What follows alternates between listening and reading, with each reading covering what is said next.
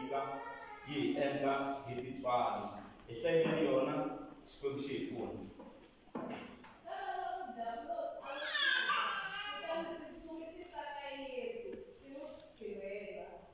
Kama loko diablos a n'wi tshika kutani tintsumi ti ta ka Yesu ti ta n'wi tirhela. A hi khongeleni.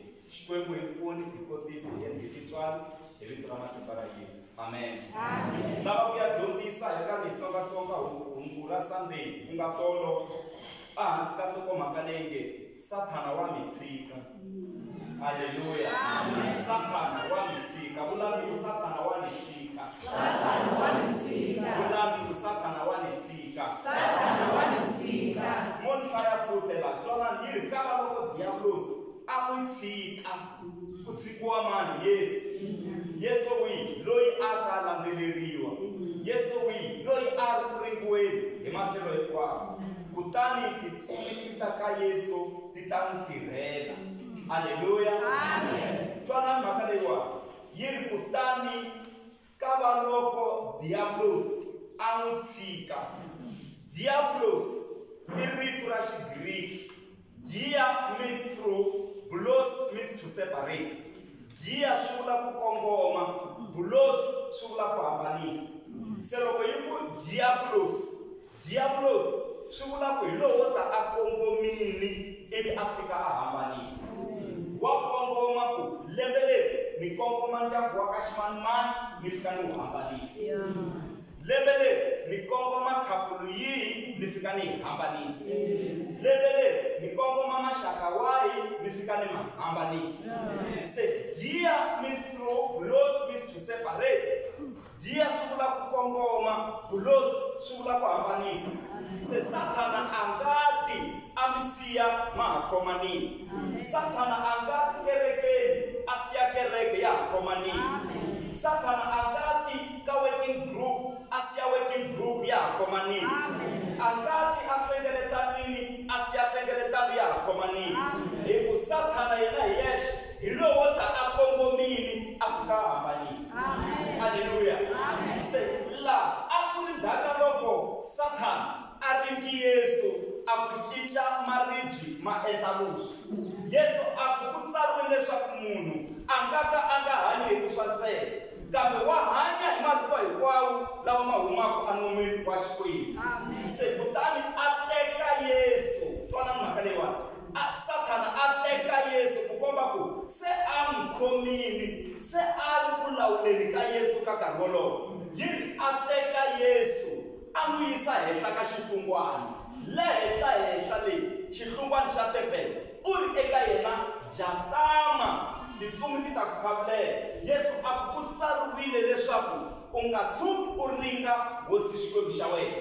Kutani Sathana a teka Yesu nakambe.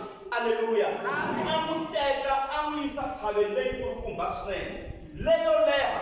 A n'wi komba rifuwo ra misava a ku swi leswi hinkwaswo hi swa mina ni khisameli ni ta ku nyika swona. Yesu a ku tsariwile leswaku munhu u ta khisamela hosi Xikwembu xa yena ntsena a tirhela xona ntsena. Loko a heta ku vula mhaka yeleyo Yesu, hi laha se hi fikaku aka verse number 11 yi ri ka va loko diablos a n'wi tshika. U n'wi tshika loko Yesu a heta ku vula ku tsariwile leswaku munhu u ta gandzela hosi Xikwembu xa yena ntsena a tirhela xona ntsena. Se ka va loko diablos a n'wi tshika. Wa mi tshika na n'wina Sathana lembe leri. Diablos a mi tshiki. Sathana a mi tshiki. Nchumu lowu mi tshikaku a wu mi khomini. Ene nchumu lowu nga mi khoma wu mi yisa hala na hala. Mara tibyeleni ku lembe leri wa ni tshika Sathana. Haleluya. Tibyeleni amoyeni wa n'wina ni wa ni tshika. Loko mhaka yi ri Sathana a mi tshiki. Sathana wa mi tshika. Haleluya. Wa mi tshika aka tipulani ta n'wina ta lembe leri. Hi Sathana a mi tshiki laha ndyangwini. A mi tshiki n'wina na vana va n'wina. Loko ri va khomi papa va ndyangu a va lawula wa va tshika lembe leri. Loko ri va ku khomi mhani wa ndyangu a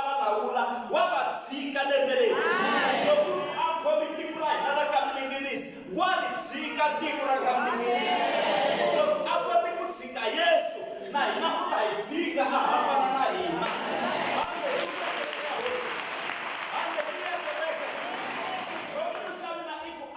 Vana va n'wina a va khomini a va yisa hala na a va lawula a va yisa hala na a va nghenisa mabyaleni a va nghenisa ndzeni ka swiyimo a va nghenisa ka ku onha swa vanhu wa va tshika a va tshika hi dyambu xi n'wi tshika a ni vona xi n'wi tshika lembe leri ni vona xi n'wi sukela lembe leri.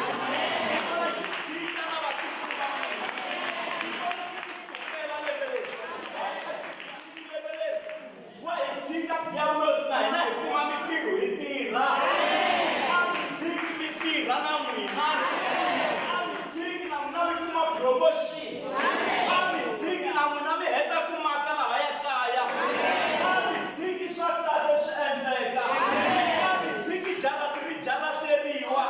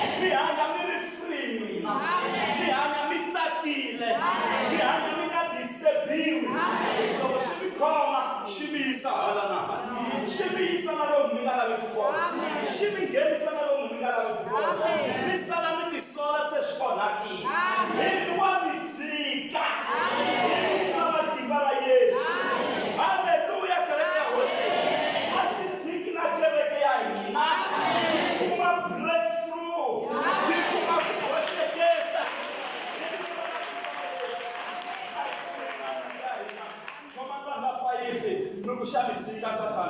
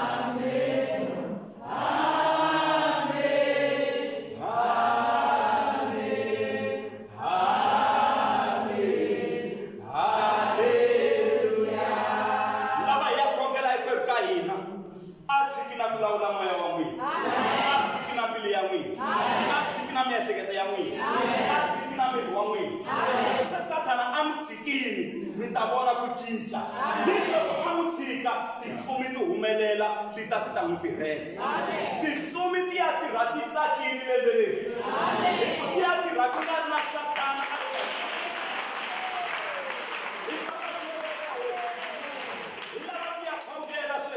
hi ku ha pfumela ku Satana xa ni tshika lembe leri na pfumela ku Satana xa va tshika papa va ndyangu lembe leri xa mi tshika n'wana luya xa va tshika maxaka lawa ya Satana xa va sukela ku ta kota ku va na connection haleluya na minchumu hinkwayo leyi lava ku Satana a yi tshika famba ni mi ya yi vula mi nga chavi nchumu famba ni mi ya vula ku a tshiki na leswiya a tshiki na position liya a tshiki na phati liya laha ndyangwini a tshiki na laya hinkwako lomu a khomi kona a tshiki hikuva mabyala mbewu ya kahle mara na vusiku nala a ta byala famba kutani a ti fambela haleluya se a tshiki leswi ka swa n'wina kahlekahle Satana lembe leri a nga na xiave aka hinkwaswo leswi ka swa n'wina a hi veleleni ya khongela eka wa mi tshika Satana risimu